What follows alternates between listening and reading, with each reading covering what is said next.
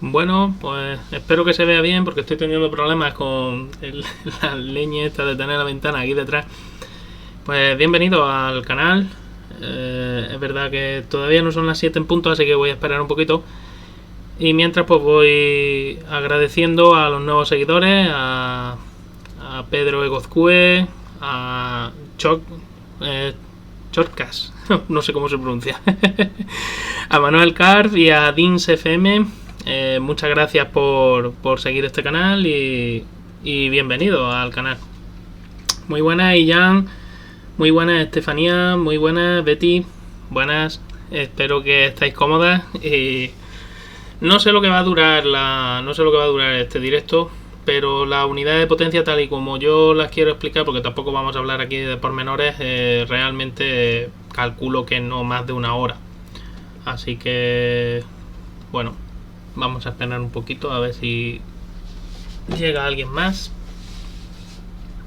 Y mientras me decís si se escucha bien, no se escucha bien, si llega bien.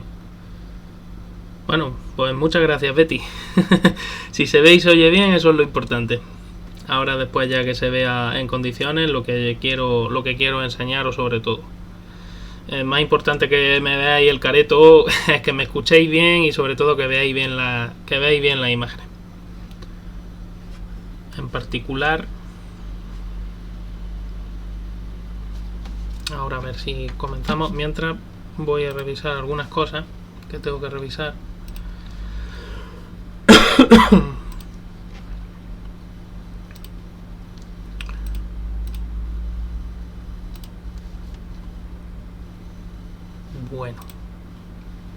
Bueno, como diría Charlie. Vale, fuera. A ver,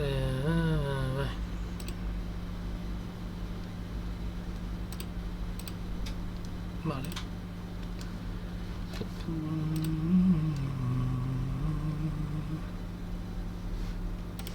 Voy a probar otra vez. Vamos a ver.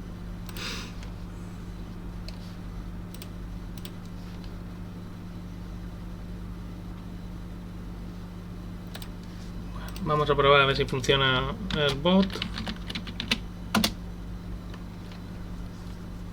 A ver si lo escribe.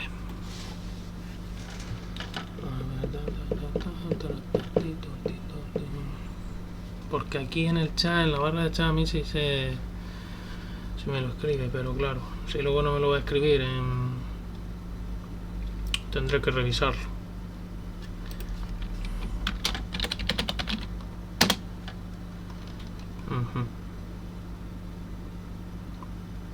Pues se ve que no lo quiere. Tendré que hacerlo mejor la próxima vez. Bueno, vamos a empezar.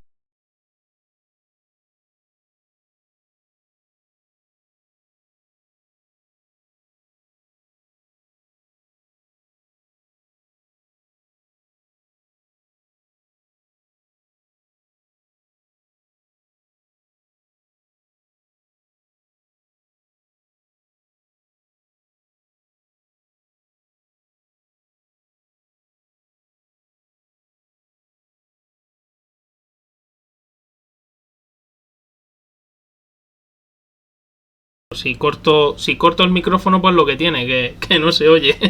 Gracias, Betty, gracias, Ian. Bueno, repito, empiezo de nuevo. Esto que estás viendo aquí en imagen, o esto que estáis... Hola, ¿no se me oye? Madre mía. Bueno, ahora sí se me oye, ¿no? Eso espero, por lo menos. Repito por tercera vez, entonces, esto que estáis viendo en imágenes es la unidad de potencia, tal y como se entiende en Fórmula 1. Es decir, está formado por el motor de combustión interna, el ICE, la MGUH, la MGUK, el turbocompresor. Los escapes en este caso están separados, pero hoy día se tienen en cuenta. Al principio, cuando empezó la normativa, no se tenían tan en cuenta. Y la Energy Store, que no es más nada que la batería, los inverters y los convertidores de corriente. Esto se introdujo con el reglamento del año 2014, como ya sabréis los que estáis viendo aquí este directo.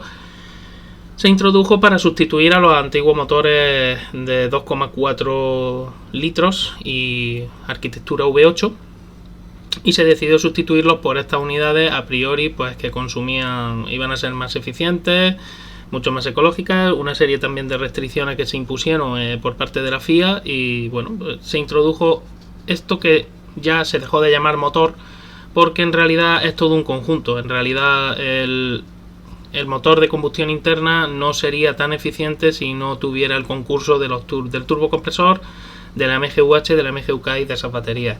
Sin esos elementos el motor de combustión interna, el 1600 V6, no sería ni tan potente ni tan eficiente. Y bueno, de momento vamos a ver ya. Voy a ir por partes. Y voy a empezar primero pues por el elemento básico y fundamental, que es el motor de combustión interna. Eso es fácil, seguramente has visto en más de una ocasión algún motor de combustión interna. Así que bueno, aquí te enseño el famoso ciclo Otto, o ciclo de 4 tiempos del motor de gasolina de combustión interna. De izquierda a derecha serían la carrera de admisión, la siguiente sería compresión, la siguiente explosión y la siguiente escape. En la admisión se adiciona en los motores modernos solo exclusivamente aire. Luego después, una vez que ya se ha cerrado la válvula, entonces se inyecta el combustible, suele ser lo habitual. Luego, una vez que el pistón llega a la parte de arriba y comprime la mezcla aire-combustible, se produce una explosión al lado de la bujía, una chispa, y esa chispa inicia una reacción de oxidación, la cual produce que empuje al pistón, ¿no? Se produce aquí una alta presión que hace que el pistón baje en la carrera de explosión, y luego ya la de escape, por inercia del motor, se abre la válvula de escape y los gases de escape pues salen al ambiente. Bien, esto tiene una eficiencia de alrededor, en el mejor de los casos, del 27%, del 25-27%. En los casos prácticos, en el teórico es mucho mayor. Como te voy a enseñar ahora el ciclo teórico Otto, que es este de aquí. Aquí lo tienes a la izquierda, que quiero que es lo que te fijes. Ese es el ciclo teórico. El práctico realmente no es así, porque las válvulas no abren en un tiempo cero, ni cierran en un tiempo cero, ni tampoco la explosión ocurre en un tiempo cero. Pero para que te haga una idea, partiríamos desde la horizontal hasta el punto 1. En ese punto 1 se produce el cerrado de la válvula de admisión, el pistón comienza a subir, hay una compresión adiabática. Adiabático significa en química y en termodinámica, es un proceso en el cual no hay cesión o absorción de calor, es decir, no hay transferencia de energía. Eso tampoco es verdad, porque en realidad mientras el pistón está comprimiendo, se está calentando la mezcla aire-combustible, y parte de ese calor pasa a lo que es el bloque del motor y la culata, pero tan sumamente mínimo que podríamos decir que es prácticamente cero. Una vez que llega al punto 2, que sería el punto muerto superior del pistón, es decir, estaría ya lo más cerrado posible la cámara de combustión, se inicia la expansión, se iniciaría la combustión isocórica, o en este caso a volumen constante. ¿Por qué a volumen constante? Bueno, porque se considera que mientras se enciende la bujía y demás, todo ocurriría en el mismo instante. Eso tampoco es verdad. En la realidad lo que ocurre es que cuando el pistón va subiendo, antes de llegar a su punto muerto superior, se inicia la combustión. ¿Por qué? Porque por inercia va a seguir subiendo hasta su punto muerto superior, y a partir de ahí los gases y la expansión que se produce enorme por esa explosión son los que van a empujar el pistón hacia abajo. Desde el punto 3 al punto 4 se produciría otra expansión adiabática. Repito de nuevo, el calor ni saldría ni entraría, este es el ciclo teórico. Y desde el 4 volveríamos otra vez al 1. Claro, ¿qué ocurre? Los gases de escape salen, pero ya no vuelven. Salvo excepciones en las que se utilizan gases de escape, como ocurre en los motores diésel, para terminar de quemar los óxidos de nitrógeno, en realidad normalmente En un caso práctico eso no ocurre. Este ciclo, ya digo, teóricamente tiene una eficiencia mucho mayor, pero en la práctica se consiguen eficiencias por debajo del 30%, o lo que es lo mismo, un rendimiento por debajo de 0,3. Así que claro, pues con esas premisas es imposible hacer un motor como pedía la FIA, que sea más eficiente, que sea más ecológico, que sea bueno. El motor tiene que ser una verdadera maravilla. Bueno, pues ¿qué es lo que tenemos que hacer primero? Pues pasamos al siguiente elemento de la unidad de potencia, el que es necesario realmente para que estas unidades de potencia den el rendimiento que dan. Y no es más que el turbocompresor. Un turbocompresor que lo estás viendo aquí, la caracola.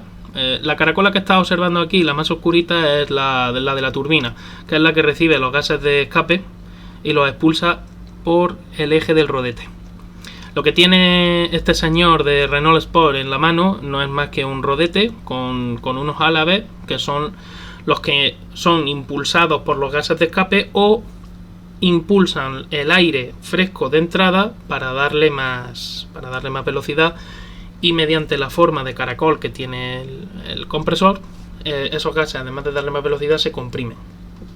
En el proceso se gana calor y hay luego que enfriarlos. Para eso se utiliza el famoso intercooler, que no es más que un radiador que lo que hace es bajar un poco la temperatura de ese aire para que no entre demasiado caliente al motor, porque el aire caliente no da igual rendimiento que un aire más frío. El aire más frío es más denso y por lo tanto se puede, digamos que puede generar mayor presión en la cámara de combustión.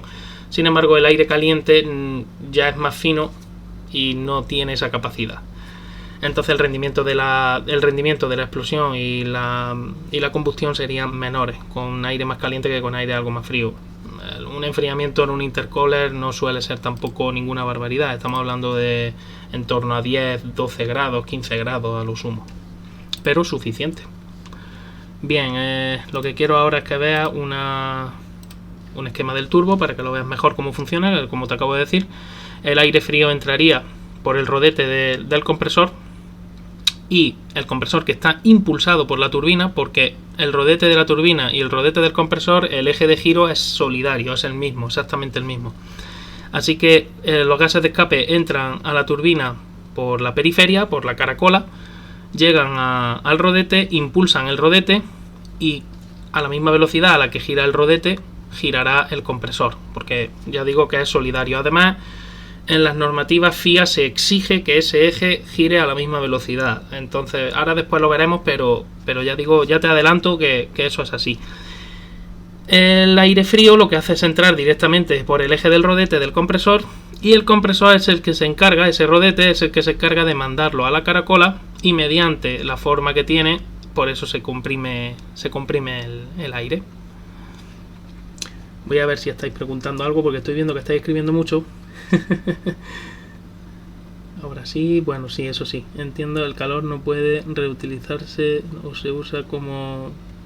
Bueno, en realidad, Estefanía, el calor realmente lo está reutilizando en el turbo. Me explico, cuando los gases de escape, cuanto más calor contengan, mayor capacidad o mayor energía contienen, y entonces esos gases de escape se pueden aprovechar mejor para impulsar ese rodete.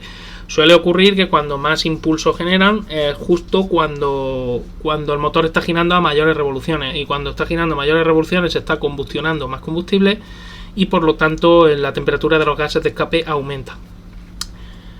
Pensad que alrededor de unos 800-900 grados es lo que recibe los gases de escape, más o menos la turbina los recibe a los gases de escape a esa temperatura, a unos 900 grados, 900, 850, 900. Entonces, claro, ¿qué ocurre? Pues que hay transferencia de calor de la turbina al compresor, de ahí que sea necesario el uso del intercooler también, aparte de por la compresión que te acabo de decir antes. Creo que ya estáis adivinando, y si no lo estáis adivinando yo ya me adelanto, por qué Mercedes separó el compresor de la turbina. Porque realmente cuanto más separados estén estos dos elementos, menos transferencia de calor habrá de la turbina al compresor. Es así de simple. Y por último, bueno, claro, ¿la turbina puede funcionar indiferentemente a todas las revoluciones? Pues no. La turbina tiene dos problemas. El primer problema que tiene la turbina es que la turbina tiene masa, un rodete tiene masa y hace falta digamos que los gases de escape tengan cierta inercia. Entonces, cuando el motor está a muy bajas revoluciones, esos gases de escape ni están en cantidad ni tienen la inercia necesaria, no contienen calor suficiente y entonces no impulsan con la suficiente fuerza al rodete de la turbina. Por ende, no comprime luego el compresor lo suficiente el aire de entrada. Y a muy altas revoluciones lo que ocurre es que podemos romper la turbina, porque si entran demasiados gases de escape y se calienta demasiado el compresor, la turbina, el rodete podría romperse y podría haber un fallo. Entonces, ¿qué se hace? Pues se coloca este amiguito de aquí que os he colocado, que este es el mejor amigo del turbo. Esto se llama wastegate, una válvula de descarga básicamente, o válvula de desperdicio, también se le llama en inglés, wastegate. Y lo que hace es, ese muelle que ves ahí dentro está tarado de manera que los gases de escape harán cierta fuerza, levantarán esa válvula. Aquí lo que hay que decir es lo siguiente: la válvula esta es la que controla el paso de esos gases de escape hacia la turbina del compresor o directamente hacia los colectores de escape. Entonces, cuando los gases de escape empiezan a tener suficiente presión, suficiente velocidad también, por ende, mueven esta válvula. La válvula tapa el conducto que dirigiría los gases hacia la turbina y directamente esos gases son expulsados por el colector de escape. No pasan por la turbina y se controla un poquito el soplado de la turbina. Cuando te suelen decir que una turbina, que un turbocompresor sopla a 1 bar, sopla a 1,2 bares, sopla a 1,5, lo que te están diciendo es que el turbo está funcionando a lo que está tarado la wastegate. Es decir, esta válvula es la que controla realmente a cuánto el soplado o más bien la cantidad de gases y la energía que tienen esos gases para impulsar la turbina. Y controlará a su vez cuánto comprime el compresor. Entonces llega un momento en que no es beneficioso seguir usando el turbo y este amiguito de aquí pues es el que actúa. En Fórmula 1 se utiliza esta válvula, pero también se puede prescindir de ella mediante como en los Fórmula 1 solo tienen un turbocompresor por normativa. Se puede prescindir de ella mediante el diseño diferente de los colectores de escape y diseñando una serie de otros tubos de bypass diferentes para poder hacer una función parecida. Porque, repito, un motor funcionando por encima, un motor de Fórmula 1 que funciona, actualmente están funcionando en el rango de las 12.000-12.500 vueltas, puede dañar un turbo en poco tiempo si no se controla ese flujo de gases de escape. Así que en Fórmula 1 ya te adelanto y te digo, vamos a verlo por aquí, a ver si la encuentro la imagen. En Fórmula 1 ya te adelanto que además de este turbo compresor hay también otro elemento que te he nombrado al principio. Voy a poner la imagen del principio para volver para que nos situemos. En la imagen del principio yo te hablé del turbocompresor, del motor, y hay una unidad que se llama MGU-H. La MGU-H no es más que un motor generador eléctrico, un motor que puede funcionar tanto como motor como generador eléctrico. Y la H viene de heat, de calor. Entonces, ese motor generador eléctrico, ¿a dónde estará unido? Pues sencilla y llanamente al turbocompresor. Este concretamente es un diseño de Magneti Marelli para Ferrari del año 2015, si no recuerdo mal. Y esto es, como estás viendo, a la izquierda la turbina, a la derecha el compresor. Y como verás, salen 3 cables, porque la unidad es trifásica, por eso salen 3 cables, L1, L2, L3, y tienes aquí la unidad eléctrica dentro, entre la turbina y el compresor. El eje de giro de la unidad eléctrica tiene que ser exactamente el mismo que el del turbina y compresor, y girarán todos a la misma velocidad. La FIA insiste mucho en este aspecto.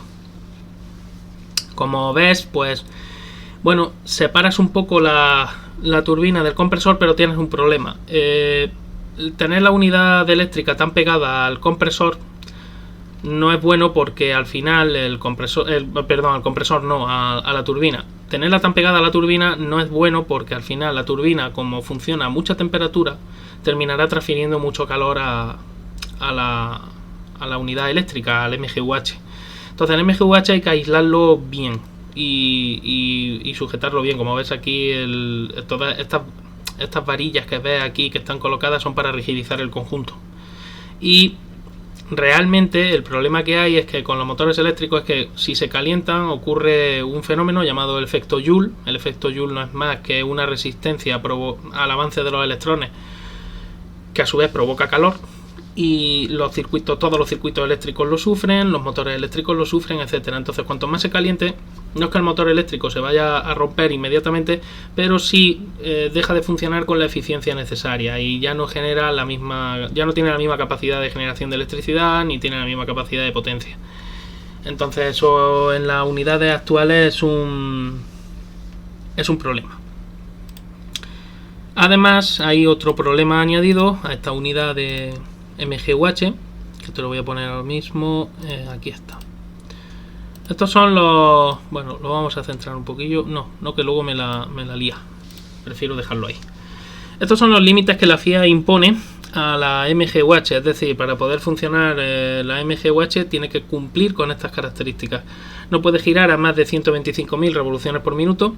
Ya te adelanto que un turbocompresor de un motor de gasolina y sobre todo un motor de competición puede llegar a girar por encima de las 160 y 170.000 revoluciones por minuto. Entonces, esta es una manera de limitar ya su actuación. Luego, si me están limitando la MGUH a 125.000 revoluciones por minuto y a su vez la MGUH tiene que estar solidariamente unida al compresor y a la turbina, sobre todo a la turbina, entonces me está diciendo ya la FIA que el límite de giro de la turbina son 125.000 revoluciones por minuto también. Y el límite de giro del compresor son las mismas 125.000 revoluciones por minuto. Luego ya estoy controlando en ese aspecto el hecho del soplado del turbo también. Y es lo que te he dicho antes, la wastegate es necesaria hasta cierto punto, depende de tu diseño. Si tu diseño es lo suficientemente robusto, es posible que con la MGUH puedas controlar perfectamente, y con un diseño de escapes diferente, el hecho de que la turbina se vaya a romper o no se vaya a romper. El peso también, como ves, está limitado por debajo, o sea, está limitado el mínimo para evitar el uso de materiales exóticos y demás. Pero en definitiva quiero que te quedes con esa cifra, con los 125.000 revoluciones por minuto, y con que la MGUH tiene que estar solidariamente unida al compresor y a la turbina. Entonces, ¿hay alguna limitación más con respecto a la MGUH? No. Luego, aquí viene la otra cuestión. Por eso Mercedes dividió mediante el compresor y la turbina, colocó la turbina al final de la V, del V6, el compresor al principio de la V y la MGUH en medio, porque la FIA no limita ni dónde colocas la MGUH ni cómo la vas a colocar. Lo único que quiere es que la MGUH gire solidaria con el turbocompresor, que no haya digamos un dispositivo tipo embrague, o que no haya un dispositivo tipo transmisión, etcétera. Lo único que quiere es eso. Y por otra parte, aunque es adelantarme un poco también, pero te voy a enseñar los diagramas de flujo eléctrico. Y aquí está. Este es el diagrama de flujo eléctrico de la FIA, lo que exige la FIA, digamos. Cómo tiene que fluir la electricidad desde las baterías hasta la MGUH hacia la MGUK. Y quiero que te fijes en que la MGUH no tiene limitación ni tanto en la generación de energía como en el recibimiento de energía. Y es más, otro detalle importante es que la MGUH puede alimentar a las baterías y puede alimentar a la MGUK directamente sin pasar por las baterías. Y además, la MGUH tiene, para que te hagas una idea, tiene tres funciones principales en una unidad de potencia. La MGUH hace recolección de energía para mandarlo a la batería, recolección de energía para mandarlo a la MGUK y extracción de energía de la batería para potenciar el turbo. ¿Para qué? Para evitar el temido y famoso retardo del turbo, o en inglés turbo lag, que no es más que lo que te he dicho al principio. La turbina tiene inercia, el rodete tiene una masa que hay que arrastrar, y si no tengo gases suficientes no puedo generar esa inercia, no puedo hacer girar el rodete lo suficientemente fuerte y el aire de entrada no va a ser comprimido. Así que la MGUH hace esos tres trabajos. ¿Cómo se controla todo eso? Eso ahora te lo explicaré ahora después. Pero quédate con eso. La MGUH no tiene limitación ni para recibir ni para enviar electricidad. La MGUH puede funcionar todo el tiempo y toda la vuelta. Cosa que la MGUK, como estás viendo ahí, ya sí tiene limitaciones. Pero vamos a verlas antes de que sigamos. Y voy a pasar pues a la MGUK. Aquí la tenemos. Aquí. Esta es de McLaren, concretamente de McLaren Applied Technologies. Es una MGUK que tiene la misma potencia que la de los Fórmula 1. Es un KERS, básicamente. 120 kilovatios de potencia. Al cambio, aproximadamente 163 caballos de potencia. Y te digo, no tiene por qué ser exactamente la que utilice el equipo McLaren ni la que utilice ningún equipo de Fórmula 1. Simplemente es un KERS que McLaren tiene en su catálogo. Esta unidad también, como ves, tiene tres cables de corriente. Ese cable de ahí más finito que ves es el cable de datos, es el cable para gobernarla. Ahora después te enseñaré también el elemento que la gobierna, tanto la MGUH como la MGUK, baterías, todo el conjunto, inyección, etcétera, la famosa EQ. El motor generador eléctrico K, que se llama Kinetic, es decir, motor generador eléctrico cinético, transmite a la transmisión del motor, es decir, a la salida del motor, a la salida del embrague. Y es muy importante porque esta unidad es la responsable de que los Fórmula 1 dispongan durante 33 segundos aproximadamente en una vuelta de 120 kilovatios eléctricos de potencia, que se suman a los aproximadamente 850, 820, 830 caballos térmicos del motor térmico. Y esta unidad, te enseño, la FIA, esta sí la limita bastante más. Antes te he enseñado el diagrama, pero vamos, aquí lo vamos a ver igualmente. La MGUK tiene que estar permanentemente y mecánicamente unida al motor después del embrague principal. Por eso te he dicho que se une justo detrás del embrague. Y bueno, como ves, la velocidad de rotación no puede ser de más de 50.000 revoluciones por minuto. De nuevo, limitación de la potencia que puede dar a través de la velocidad. En los motores eléctricos es muy importante la velocidad de giro. Cuanto mayor es la velocidad de giro, se pueden conseguir con más tensión. De hecho, es un dato que no te he dado antes, pero estas unidades funcionan muy por encima de los 500 y 600 voltios de tensión. La intensidad de corriente que usan, estamos hablando de decenas de amperios mínimo, por encima de los 30 o 40 amperios. De ahí la peligrosidad de manipular estos coches cuando hay un accidente y que no te esperes a que se descargue el sistema, porque puede ser muy peligroso. Y de hecho de ahí es de donde han salido esos accidentes que ha habido eléctricos y problemillas que ha habido durante toda la era híbrida. Como ves, el máximo par que puede dar la MGUK no puede exceder de 200 Nm, eso son 20 kg al cambio. Para que te haga una idea, un motor eléctrico de un Tesla está dando un par muy superior a este. ¿Y esto por qué se hace? Bueno, pues si limitas el par motor que puede dar la MGUK, al limitar la velocidad y al limitar el par motor, estás limitando realmente la potencia. Estás evitando que los equipos hagan trucos para superar esos 120 kilovatios. Al final lo consiguen, ¿no? De alguna manera durante unos segundos, pero la FIA ya intenta que no haya esa digamos esa posibilidad, ¿no? O que no sea fácil. Y bueno, así que En realidad, lo más importante, otra limitación también de peso mínimo, 7 kilos. Aquí son 7 kilos. Y lo mismo es para evitar precisamente eso. Y ya te digo, la MGUK sí tiene bastantes más limitaciones. La MGUH realmente es peso, velocidad de giro y ya está, porque el resto de limitaciones, bueno, y que tiene que girar solidariamente con el turbocompresor, pero eso es normal. Pero puede generar electricidad toda la vuelta y todo el tiempo. Pero claro, la MGUK, voy a volver otra vez al gráfico de la FIA para que entendamos mejor. La MGUK no puede generar electricidad todo el tiempo. ¿Por qué? Porque la MGUK solo puede recolectar 2 megajulios por vuelta. ¿Cuándo recolecta los megajulios? Bueno, pues cuando el piloto frena, cuando se deja de acelerar, mediante un sistema que se denomina brake by wire, que es frenado por cable.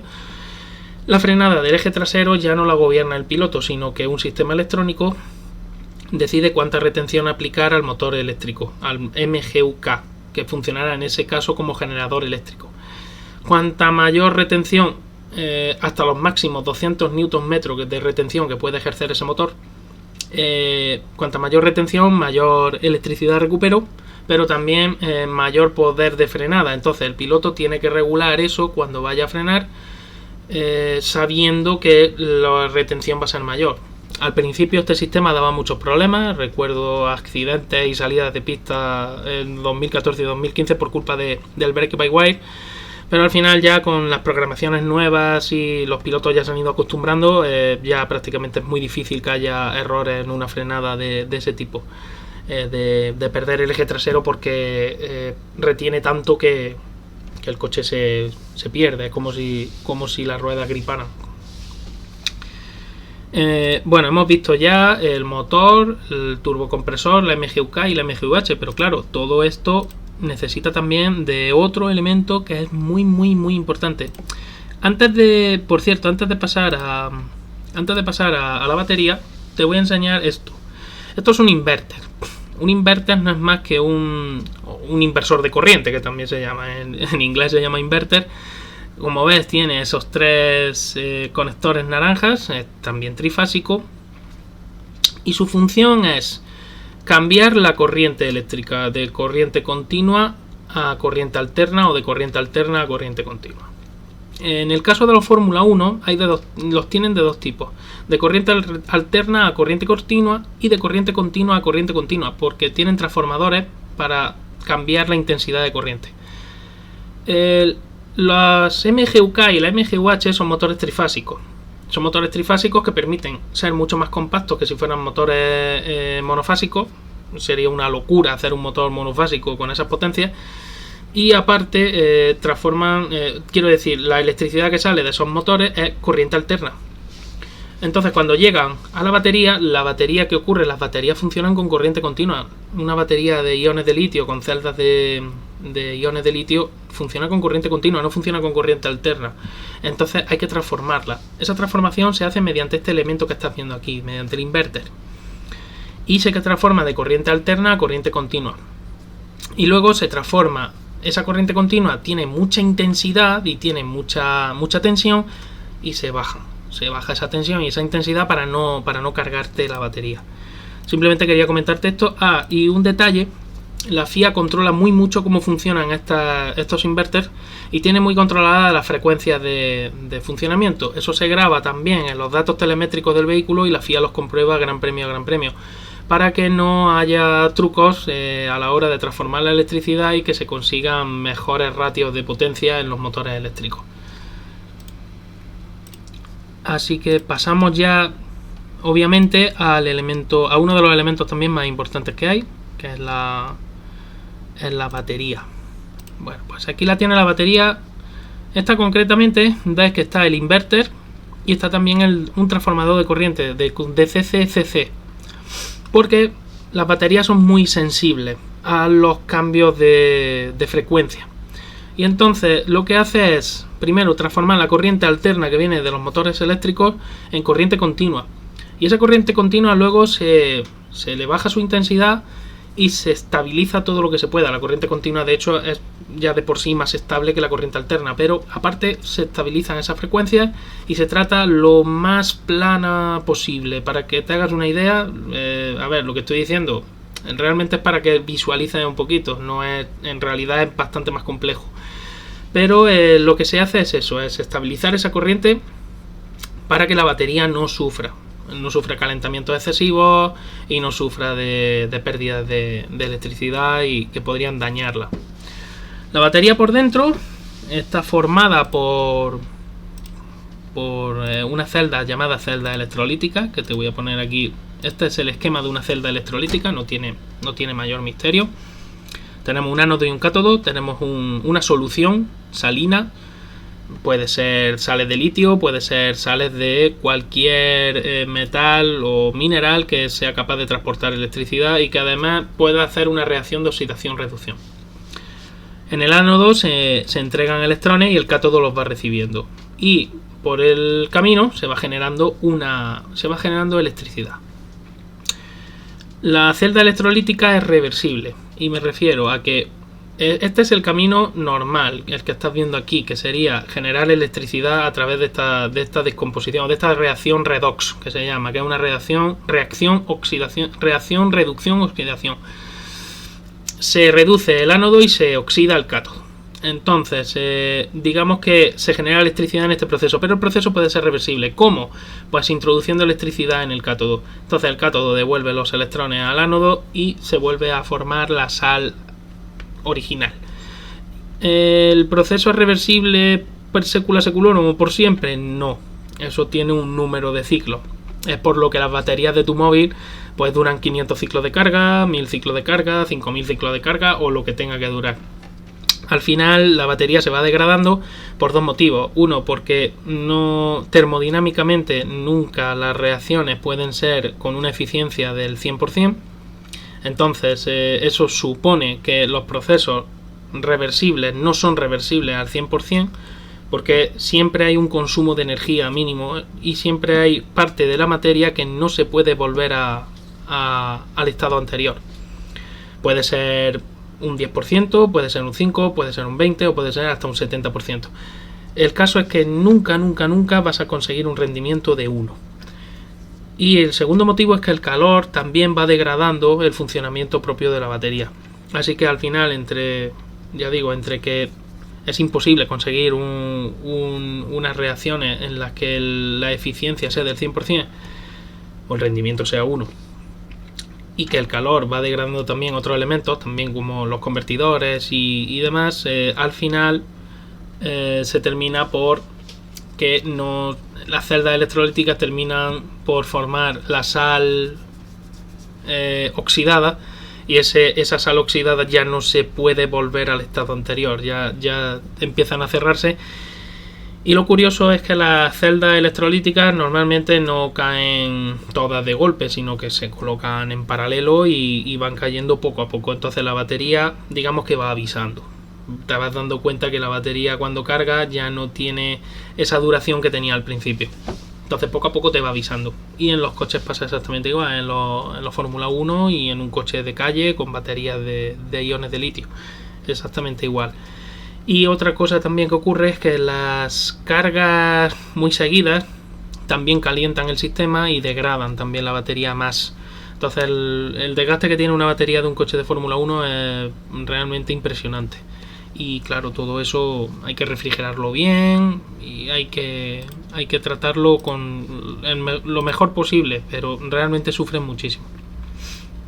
Te iba a comentar también, porque he pasado muy por encima, pero iba a comentar lo de las posiciones de la MGUH. Iba a comentar la más habitual al principio de la era híbrida, y me ha hecho ya la jugada de la cabra, pero bueno, vamos a estirarlo. Un momentito. No, eso no es lo que yo quiero, pero bueno. Ajustar la pantalla. Vamos a ver si me lo ajusta ahora un poco. Bueno, si no puedo ajustarlo entero, lo dejo a medio. Vale, lo se puede dejar ahí. Este era el esquema. Esto es un esquema, no, el que yo haya colocado la MGUH dentro de la V no tiene nada que ver. Quiero decir, el esquema podría ser al revés, es decir, la MGUH al otro lado y el compresor y la turbina tal y como los tienes. Pero lo que te quería decir es que este esquema, que ha sido usado por Renault y por Ferrari durante toda la era híbrida y por Honda al principio, muy principio, este esquema tiene la ventaja de que es mucho más sencillo. Y sencillo en el tema del turbo, produce menos dolores de cabeza a ingeniería y realmente genera menos problemas en cuanto a la fiabilidad del turbo. Lo que sí genera son problemas de calor en la MGUH. La MGUH no puede dar toda la potencia que sí puede dar en el otro sistema y entonces, claro, pierde rendimiento eléctrico. Y teniendo en cuenta que estos coches tienen esos 33 segundos por vuelta, esos 120 kilovatios, si la MGUK solo recupera 2 megajulios y al final son 4 megajulios los que puedes gastar en una vuelta, la MGUH es la que tiene que recuperar esos 2 megajulios. Y si la MGUH no es capaz de recuperarlo, tienes un problema y gordo. Así que ya digo, este era el esquema habitual.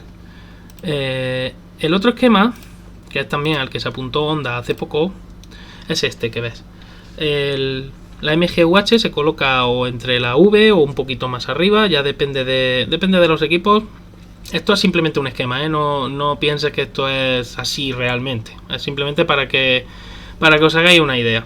Entonces el compresor se colocaría por la parte delantera del motor, o lo que es lo mismo, por la parte trasera del cockpit. Y la turbina se colocaría a la parte trasera del motor. ¿Qué se consigue con esto? Bueno, pues que la turbina transfiera menos calor a la MGUH. La MGUH, en vez de estar como está aquí, estaría más pegadita al compresor. Y el compresor, se puede utilizar un compresor más grande sin miedo a que se caliente el aire y a perder rendimiento. Cosa que en el anterior ejemplo que te he puesto, que era el de Renault y Honda, el de Renault y Honda al principio y Ferrari. En este ejemplo que te he puesto, el compresor y la turbina no pueden ser tan grandes, porque bueno, aparte de que un compresor y una turbina muy grandes también tendrían mucha inercia y necesitaría mucha electricidad para alimentar a la MGUH para que no se te venga abajo. Esos problemas los solventa Mercedes, pero ya digo, aquí en este caso necesitas una turbina y un compresor más pequeños para que no se transfiera tanto calor, para que funcione mejor el sistema. Así que bueno, tiene sus ventajas y sus inconvenientes. El sistema Mercedes hay que hacerlo muy bien, y de hecho eso ha sido uno de los problemas de Honda todos estos años. Hay que hacerlo muy bien para que este sistema funcione correctamente, para que la turbina no sufra mucho y para que la MGUH tampoco sufra mucho. Por lo demás, la MGUK siempre va colocada en la parte más abajo posible del vehículo y tiene que estar conectada. No es que el motor tenga que estar conectado físicamente, sino que la transmisión del motor tiene que estar conectado directamente a la salida del embrague. Cuando dice la FIA la salida del embrague primario, se refiere a que los Fórmula 1 tienen una caja de embrague que suelen ser muchos discos, son multidiscos, suelen utilizar 4 o 5 discos de fibra de carbono. La salida del embrague primario se refiere a antes de la caja de cambio, es decir, justo a la salida de esos discos. Y ahí es donde se conecta la MGUK. Al tener que girar a un máximo de 50.000 revoluciones por minuto, te aseguras también que no haya problemas con las revoluciones de giro del motor. Y que la MGUK no pueda acelerar el motor, que es lo que la FIA pretendía con esa norma. Así que de momento pues eso es casi todo. Creo que no se me olvida nada decirte. Bueno, sí, perdón. He hablado del inverter, he hablado de la batería, he hablado de todo el conjunto, pero claro, esto tiene que estar gobernado por alguien o por algo. Tiene que haber alguien al volante, ¿no? Como se suele decir. Pues bueno, aquí te presento a una de las joyas de la corona de... Un momentito. Te presento a una de las joyas de la corona de McLaren Applied Technologies, que no es más que una EQ de 3 vías. Esto de aquí es el ordenador central del vehículo. Es el que se encarga absolutamente de controlarlo todo y de la recolección de la telemetría, de la recolección de datos de todos los sensores y guardarlos luego o mandarlo a través de la telemetría bidireccional que tienen los equipos para que eso sea almacenado. y la caja, el famoso transponder y la caja negra que llevan todos los coches, que en donde hombre, no es que sea una caja negra al uso, pero en donde se guardan todos los datos registrados de telemetría y de todos los parámetros del vehículo. Esta EQ, a nivel de Power Unit o de unidad de potencia, lo que trabaja es con esos elementos que te acabo de comentar. Es decir, trabaja con la MGUK, trabaja con la MGUH, trabaja con el motor de combustión interna y con las baterías. Todo se va regulando de manera que según la petición del piloto, en el volante del piloto, pues le dicen estrategia 5, strat 5, strat 7, ¿no? Lo que le pidan, estrategia 7, estrategia 5. Esos no solo son mapas de inyección del motor, que por cierto ya la FIA prohibió lo del uso de mapas en general, y ya solo tienes que elegir un mapa en clasificación y ya con ese va a carrera. No solo son mapas de inyección, como digo, sino es control de las unidades MGUH y MGUK en toda la vuelta. Y con esto me refiero a que se controla curva a curva y recta a recta cómo van a actuar MGUK y MGUH. MGUK en el sentido de si recupera energía, ¿dónde la va a recuperar? La lógica te dice que en las curvas donde mayor frenada se necesite. Sí, pero a lo mejor también te viene bien que la MGUK tenga algo menos de retención para conseguir mayor tiempo por vuelta en una clasificación. Bueno, pues eso la EQ lo tiene metido en la programación. El piloto selecciona la estrategia que necesita y a lo mejor en clasificación gasta mucha más energía en una vuelta de la que gastaría en carrera, pero se consigue mejor vuelta, aunque la MGUK no retenga tanto. La MGUH, por otra parte, pues donde va a ayudar al turbo y donde la MGUH puede recolectar energía. Porque claro, cada vez que recolecta energía le está robando energía al turbo también. Digamos que al turbo le va a costar más trabajo alcanzar esas 125.000 revoluciones por minuto máximas. Así que, en ese sentido, lo mismo, la EQ.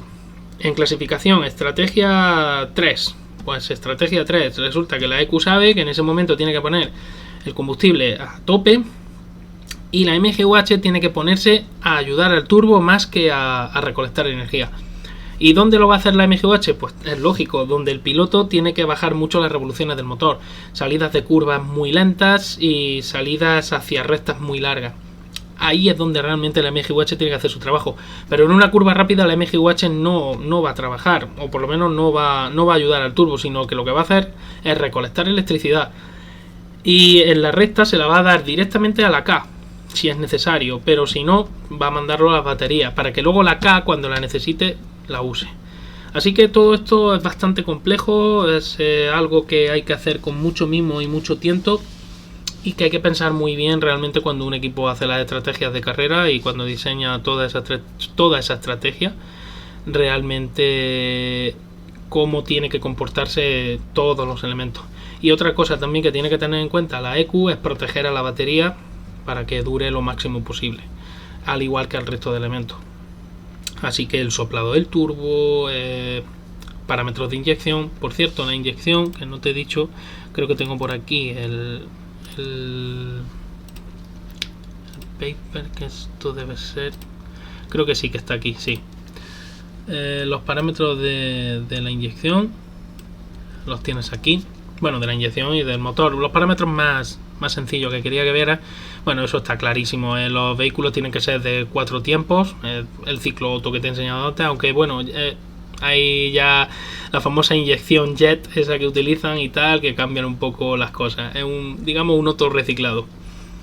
El cubicaje tiene que ser de 1600 centímetros cúbicos. Solo se permite, o sea, por encima no se puede colar, es decir, más de 1600 centímetros cúbicos ni uno. Sin embargo, por debajo sí podría quedarse en 1590, por ejemplo. El flujo de combustible, ya sabéis, 100 kilogramos hora, ese no ha cambiado. Por encima de las 10.000 revoluciones por minuto, el flujo másico será esa ecuación. Perdón, por encima no, por debajo, perdón, below.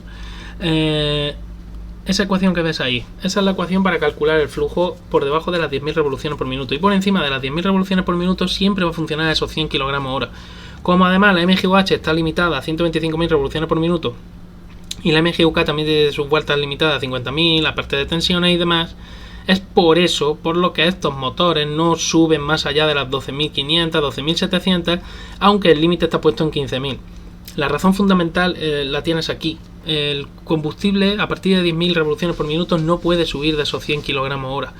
Entonces, si la FIA pretende que estos coches alcancen mayores revoluciones por minuto en el año 2026 para poder conseguir ciertas cosas, ese parámetro hay que cambiarlo. Ese límite de 10.000 revoluciones por minuto para el flujo másico, ya a partir de ahí a 100 kg/h, hay que cambiarlo. Habría que subirlo para obligar un poco a los equipos a tener que usar esos 100 kg/h por encima y conseguir esa potencia máxima de los motores por encima.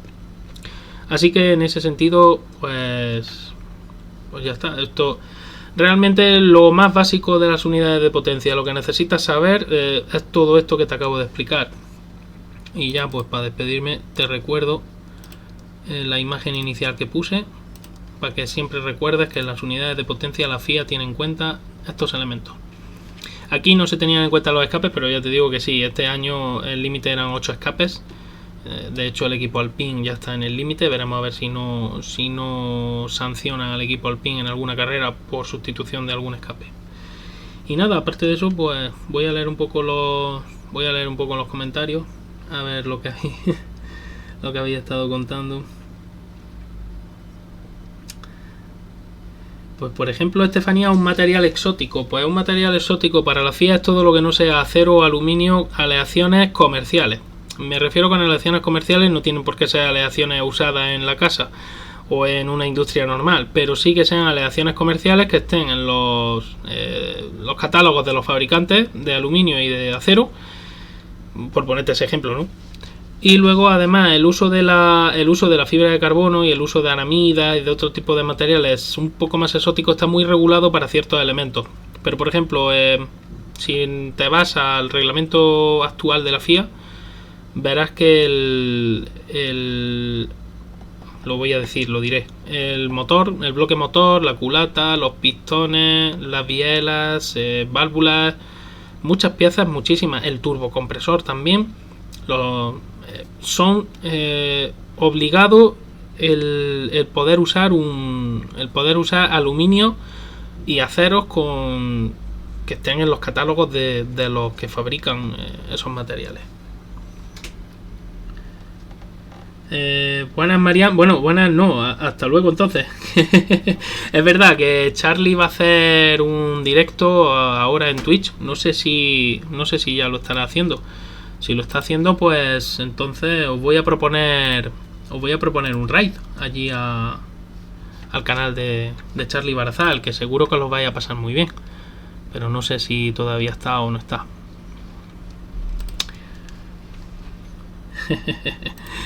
Y bueno, por lo demás ya digo, voy a leer. Hola, Jero, comenta que la entrada de los nuevos motoristas estaba condicionada a la supresión y modificación. Sí, básicamente que la MGUH, la pretensión es eliminarla. En el año 2026 la MGUH no debería de estar ahí. La K pasará de ser capaz de dar 120 kilovatios de potencia a 350 kilovatios. Yo el problema que veo ahí, y un problema muy serio, es que la FIA no va a permitir recuperar energía por el eje delantero, es decir, se va a seguir haciendo de la misma manera, pero sin la MGUH. Y eso significa que anteriormente, para conseguir 120 kilovatios en 33 segundos, necesitabas 4 megajulios de energía bruta. Ahora, para 350 kilovatios que va a ser capaz de dar la K, necesitarías muchísima más energía. Y si hasta ahora estaban obteniéndola solo de la frenada, ¿cómo tiene que ser la frenada a partir de ese año para que se puedan recuperar la energía suficiente para que la K pueda dar esos 350 kilovatios? Quiero decir que la tecnología puede mejorar muchísimo, las baterías de estado sólido, las inverters mejores, con mucha más eficiencia, motores también con muchísima más eficiencia de los actuales, más resistencia, frenos, etcétera. Todo puede ser mucho mejor, pero la energía necesaria va a seguir siendo la energía. O sea, la energía 2 más 2 son 4, es como las matemáticas. No porque yo mejore mi sistema y tal, voy a tener bastante más energía disponible. No, la energía es la que es. Y para recuperarla tengo que hacerlo frenando. Y si en la frenada no hay manera de recuperar esos megajulios, al final lo que voy a tener es una potencia pico de 350 kilovatios, pero un funcionamiento habitual muy por debajo de esa potencia. Estaríamos hablando de seguramente, si son 350, a mitad, estaríamos hablando a lo mejor de 150 kilovatios, 160 kilovatios de potencia en régimen habitual, que es posible que la MGUK sí sea capaz de recuperar esa energía, que sería a lo mejor alrededor de unos 6 megajulios o 5 megajulios de energía. Eso sí podría recuperarlo la MGUK sin problema en una vuelta. El problema es para dar 350 kilovatios. Así que mis reticencias hacia eso pues son que es posible que veamos carreras en las que haya que regular mucho, y cuando digo mucho son muchos segundos por vuelta, en las que haya que regular durante más de 25 o 30 vueltas, y que luego solo veamos potencia pico en 4 o 5 vueltas, no más. Ya digo, dependerá muy mucho de cómo avance todo, pero la electricidad necesaria, la energía necesaria para darle 350 kilovatios, o para, mejor dicho, la electricidad necesaria para que la MGUK sea capaz de dar 350 kilovatios de potencia durante una vuelta es muchísima, muchísima. Y las baterías van a tener que crecer, el peso va a tener que subir, eso es indefectible, y veremos a ver cómo lo soluciona. Luego otro problema en la frenada es que cuando quieres recuperar tanta energía, puede haber un bloqueo de la rueda. Al final esto es adherencia. A alta velocidad puedes solucionarlo con aerodinámica activa, como han propuesto en la FIA. Sí, perfectamente, se puede solucionar sin ningún problema. Además, a alta velocidad la aerodinámica puede ayudar mucho. El problema es cuando ya hemos reducido la velocidad por debajo de los 180, 150 km por hora, que ahí sí puede haber problemas de bloqueo. Entonces eso también habrá que controlarlo muy bien y hacerlo de manera que se pueda hacer muy bien. Voy a leer un poquito más. O sea que las vueltas, los tiempos van a ser mayores a los de hoy en día. El tema puede haber. Sí, lo que ocurre es que la Fórmula E tiene muy avanzado el tema. Además, tú de hecho conoces muy bien, Estefanía, cómo van los Fórmula E en cuanto a motores y a baterías. Y tú misma sabes que de la generación 1 a la generación 2, quiero recordar, ya no hacía falta cambiar de coche. Ya los coches ya tenían batería suficiente para aguantar las carreras. Es verdad que la Fórmula E es muy distinto a la Fórmula 1, las exigencias no son las mismas, pero sí es cierto que transferencia de conocimiento no sé hasta qué punto. El tema de las baterías precisamente es posible que sea al revés, que de la Fórmula E se esté transfiriendo a la Fórmula 1, pero incluso de la calle es posible que la transferencia sea al revés, de Fórmula E a Fórmula 1. Claro, sí. Sé que también, corrígeme si me equivoco, Steffi, las Williams Advanced Engineering también estaba proveyendo de baterías, ¿no? Hasta, no sé si ahora solo lo hace McLaren o si Williams ya se ha quitado de en medio o algo de eso, pero sí, yo creo recordar que al principio las baterías eran de Williams Advanced Engineering, las versiones 1 y 2, ¿ves? Sí, me sonaba a mí. Pues eso, el caso es que ya digo, en respuesta a lo que preguntaba Peque Pilot, decir eso, que mi preocupación es la energía necesaria para que una MGUK dé 350 kilovatios. Hay que hacerlo muy bien. Y luego hay que controlar muy bien la frenada porque puede ser un problema y serio, sobre todo en circuitos bacheados, en agua y en ese tipo de situaciones. Así que me temo que o cambian mucho las cosas y la FIA también decide poder utilizar el eje delantero para recuperar energía eléctrica, o realmente esos 350 kilovatios que han anunciado no van a ser potencia pico y durante un periodo de tiempo muy corto.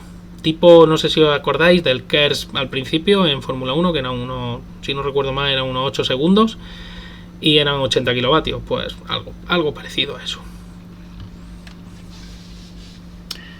En el Generación 2 McLaren y con el Generación 3... Ah, vuelve Williams con el Generación 3. Mira, pues eso no lo sabía.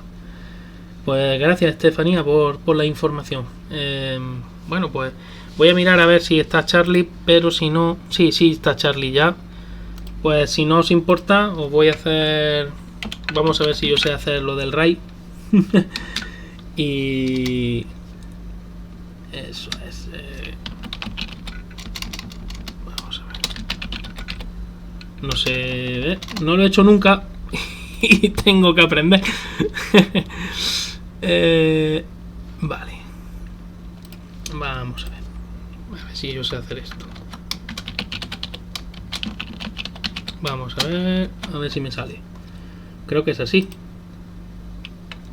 No, invalid username. Pues no sirve. A ver si es que me estoy equivocando. Right. A ver si ahora. Bueno, pues no sé si ocurre algo, no ocurre nada. O es que me he equivocado otra vez de nuevo. No, porque me he equivocado. Ahora, es que me equivoco. Esto es las cosas que como no las ensayo. En fin. Pues nada, no me deja. Bueno, pues ya no sé qué poner. A ver si es que el nombre de usuario no lo estoy poniendo correcto, que puede ser también.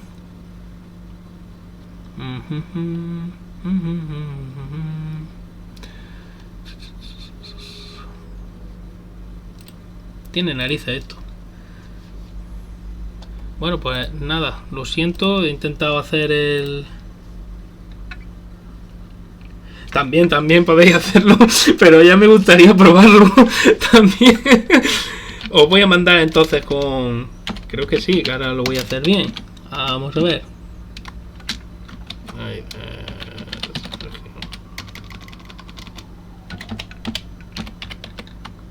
A ver si así funciona.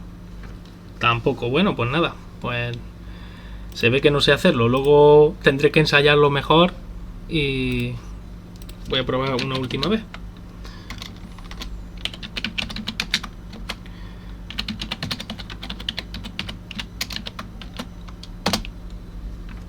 Pues no. Bueno, pues lo siento. Buscarlo, que es Charlie Barazal. Es muy fácil, muy fácil de encontrar. Luego me va a matar cuando vea esto. Y nada, que muchísimas gracias porque hayáis venido. Que para mí es un placer explicar todas estas cosas. Espero que os haya quedado un poquito más claro toda la mezcla de batiburrillos, que es una unidad de potencia. Y nada, nos vemos en el próximo directo. Y para lo que queráis, en el canal de YouTube también. Y si queréis ver, mañana publico vídeo nuevo en el canal de YouTube sobre mecanismo diferencial. Creo que va a ser un vídeo que voy a hacer en dos partes. Ya he hecho la parte 1. Creo que van a ser dos partes, pero conmigo siempre pasa igual. Creo que van a ser 2 y al final son 4. Y si creo que son 4, al final, como me líe la manta a la cabeza, hago 10. Así que, en principio, creo que son 4 partes. 4 partes, perdón. Creo que son 2 partes. Así que nada, repito que muchísimas gracias por venir, que gracias por el apoyo y nos vemos en el próximo directo. Chao.